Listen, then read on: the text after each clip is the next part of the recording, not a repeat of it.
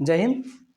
सबसे पहले तो उत्तर प्रदेश माध्यमिक शिक्षा परिषद द्वारा आयोजित होने वाली हाई स्कूल और इंटरमीडिएट की परीक्षाओं में प्रतिभाग करने वाले सभी परीक्षार्थियों को आरओ क्लासेस की तरफ से ढेर सारी शुभकामनाएं। आरओ क्लासेस आपके उज्जवल भविष्य की शुभकामना करता है।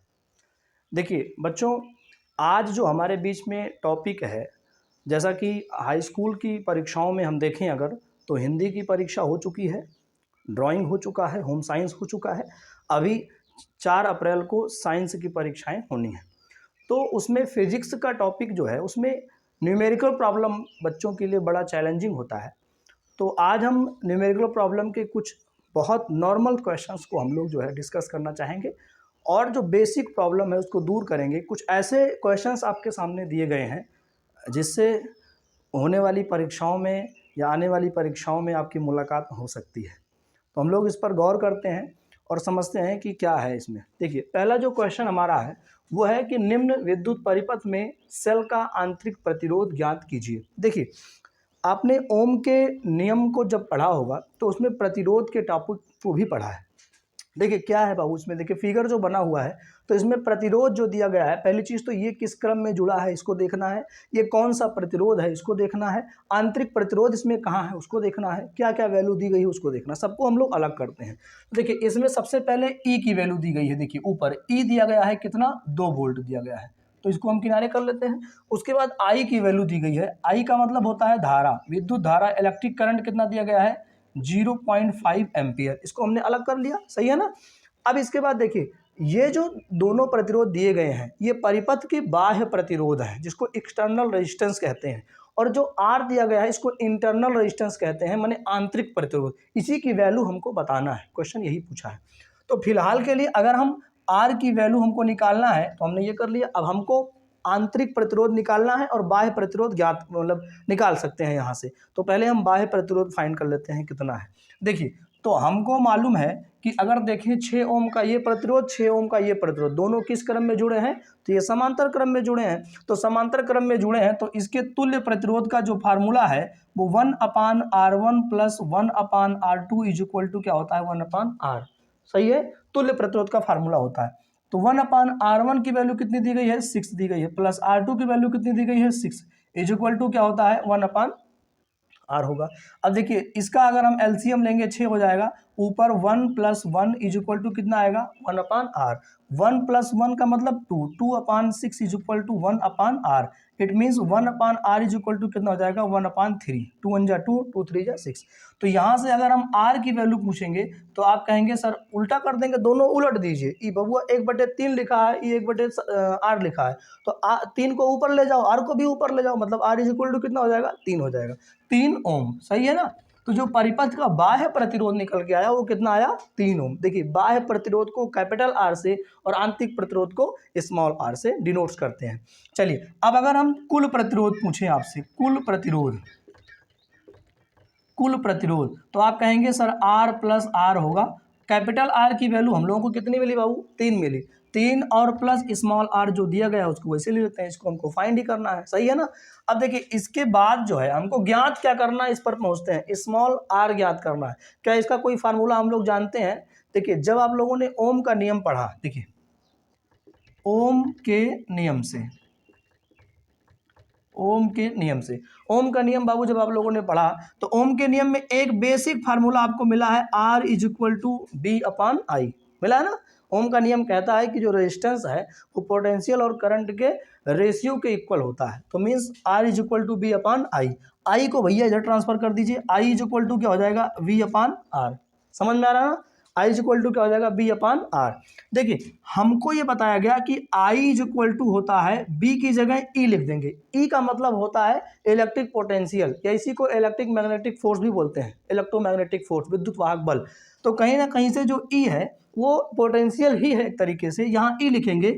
ये जो आर है, कुल प्रतिरोध अगर पूछेंगे, जैसे केवल एक्सटर्नल रेजिस्टेंस अगर था तब हम आर लिखते थे, लेकिन अगर एक्सटर्नल और इंटरनल दोनों रेजिस्टेंस हैं तो मतलब capital R plus small R, ये capital R plus small R कुल प्रतिरोध। तो यहाँ क्या कर देंगे आर प्लस आर। तो एक नया फार्मूला आपको मिलेगा I is equal to E upon R plus R. अब देखिए यहाँ जो वैल्यू आपको दी गई है उसको रख लेते हैं। अब देखिए आई की क्या कोई वैल्यू दी गई है, बिल्कुल आई इज इक्वल टू दिया गया है 0.5 एम्पियर, तो लिख दिया 0.5 एम्पियर इज इक्वल टू ई की वैल्यू देखना, ई की वैल्यू कितना दिया है 2 वोल्ट, तो यहाँ क्या रखेंगे 2 वोल्ट अपान कैपिटल आर की वैल्यू अभी हमने फाइंड किया है कितना है 3 है, तो यहाँ 3 रख दिया और प्लस आर तो हमको निकालना ही है क्योंकि ये आपका आंतरिक प्रतिरोध है। अब इसको सॉल्व करते हैं। देखिए ई बाबू इधर भाग कर रहा, इधर ही चला जाएगा तो क्या करेगा गुणा कर लेगा ससुरा, यहाँ से भाग कर रहा उधर जाएगा तो गुणा करेगा। तो देखिए 0.5 यहाँ लिखेंगे, ये हो जाएगा 3 plus R is equal to कितना हो जाएगा बाबू 2 होगा। अब देखना इसका मल्टीप्लाई कराएंगे तो 5 3 जा 15 मतलब 1.5 plus 0.5 R is equal to कितना होगा 2 होगा। एक चीज बताओ बाबू 1.5 इधर ही प्लस में है तो उधर ही जाएगा तो क्या हो जाएगा माइनस में हो जाएगा, होगा नहीं होगा। 1.5 इधर कितना है प्लस में, उधर जाएगा तो माइनस में। तो देखिए इसके बाद क्या करेंगे 0.5 आर बराबर 2 माइनस 1.5। अभी बताओ अगर हम 2 में से 1.5 माइनस करेंगे तो कितना बचेगा 0.5 बचेगा नहीं बचेगा, 2 में से 1.5 घटाओ कितना बचेगा आधे तो बचेगा, तो 0.5। अब देखिए r इज इक्वल टू कितना हो जाएगा, ये देखो इधर मल्टीप्लाई कर रहा है 0.5 r मल्टीप्लाई, तो देखिए 0.5 अपान क्या हो जाएगा 0.5, समझ में आ रहा ना। इस ससुरा उड़ जाएगा, जोन ऊपर है वो है नीचे है तो उड़ जाएगा, तो r इज इक्वल टू कितना आएगा 1। अब सोच के बताओ कि r है क्या, आर है क्या आंतरिक प्रतिरोध है, तो आंतरिक प्रतिरोध का मात्रक क्या होगा ओम होगा, क्या होगा बाबू ओम होगा। तो आपका जो आंतरिक प्रतिरोध है वो कितना आ जाएगा 1 ओम। आई होप ये टॉपिक आप समझ रहे होंगे, ये न्यूमेरिकल प्रॉब्लम बहुत बेसिक है बेटा। देखिए ये बहुत बेसिक है लेकिन इस तरीके के क्वेश्चन जो है यूपी बोर्ड में सेलेक्ट किए जाते हैं। हो सकता है कि ऐसे प्रश्नों से आपकी मुलाकात हो या इस टाइप के प्रश्नों की मुलाकात आने वाली 4 अप्रैल से हो। तो अब दूसरा क्वेश्चन हम लोग समझते हैं। देखिए इसमें क्या है कि एक विद्युत बल्ब पर 250 वोल्ट और 200 वाट लिखा है, ठीक है। इसे 250 वोल्ट के मेंस से जोड़ने पर बल्ब में कितनी अधिकतम धारा प्रवाहित होगी और साथ ही बल्ब के प्रतिरोध की भी हमको गणना करनी है। बहुत नॉर्मल सा क्वेश्चन है, जो दिया गया है उसको लिखिए, जो पूछ रहा है उसको निकालिए। देखिए दिया क्या गया है 250 वोल्ट दिया गया है और 200 वाट दिया गया है। मात्रक से आप राशियों की पहचान करिएगा, जो भी मात्रक दिया गया होगा मूल मात्रक उसका वही उसकी मूल राशियां होंगी, जो भी होगी जो भी मात्रक है वही राशि होगी। अब यहाँ वोल्ट लिखा है तो वोल्ट का किसका मात्रक होता है विभवांतर का, मतलब पोटेंशियल V की वैल्यू दिया है कितना 250 वोल्ट दे दिया। दूसरा वाट दिया है 200 वाट, तो वाट जो है हम सब लोग जानते हैं कि वाट जो है पावर के का मात्रक होता है ना, मतलब सामर्थ्य या शक्ति का होता है और उसका सिंबल होता है P। P is equal to कितना दिया बाबू 200 वाट दे दिया गया, सही है ना। पूछ क्या रहा है इतने से जोड़ने पर, मतलब जो पोटेंशियल दिया गया है उसका V कितना दिया गया है 250 ही दिया गया, 250 ही दिया गया, नो चेंज। तो के बल्ब में कितनी अधिकतम धारा I की वैल्यू आपसे पूछ रहा है, I इज इक्वल टू क्या होगा बाबू, साथ में रेजिस्टेंस भी पूछा है, R क्या होगा, दोनों चीजें आपसे पूछ लिया है। चलिए देखिए क्या कोई फार्मूला आप जानते हैं जिससे इसकी गणना की जा सके। देखिए हम लोगों को एक फार्मूला अब तक मालूम है, वैसे तो फार्मूले कई हैं लेकिन यहाँ के लिए जो फार्मूला है वो R इज इक्वल टू आपको पढ़ाया गया, sorry P is equal to आपको पढ़ाया गया V² अपान R होता है, पढ़े हो नहीं पढ़े हो, P is equal to V² upon R। ये बताओ R हमको ज्ञात करना है, R इधर भेजो, तो R इज इक्वल टू हो जाएगा V² अपान P। बाबू ये बताओ कि B की जो वैल्यू है वो दी गई है, देखना बाबू यहाँ कितना दिया है 250 दिया है, तो ससुराल ले जा करके रख दो, यहाँ पे कितना रखेंगे 250 और एक ही वैल्यू और है यहाँ रखेंगे 250 बटे P की वैल्यू कितनी दी गई है 200 दी गई है। समझ में आ रहा है नहीं आ रहा, कितनी रखी गई है 200 रखी गई, समझ में आ रहा है सबको। चलिए तो ये 250 हो गया, ये 200 हो गया, तो 250 गुणे 250 बटे इतना हो गया। ये बाबू देखना चाह रहा ये से ये कैंसिल, ये से ये कैंसिल, समझ में आ रहा ना। चलिए उसके बाद R इज इक्वल टू क्या हो जाएगा 25 का गुणा कराएंगे 625 आएगा बटे कितना हो जाएगा 2 हो जाएगा, समझ में आ रहा ना 625 बटे 2। अब देखना तो इसको काट देते हैं, 2 तिहाई 6, देखो 2 तिहाई 6 हो जाएगा, 2 1 कम 2, 2 दूना 4, 2 पंचे 10, मतलब जो टोटल वैल्यू आएगी R इज इक्वल टू कितना आएगा 312.5 ओम। समझ में आया नहीं आया 312.5 ओम, ये रेजिस्टेंस की वैल्यू आई है।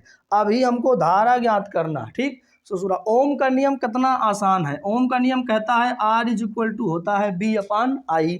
आपको धारा ज्ञात करना है, धारा इधर भेज दो। I इज इक्वल टू क्या हो जाएगा, B अपान R।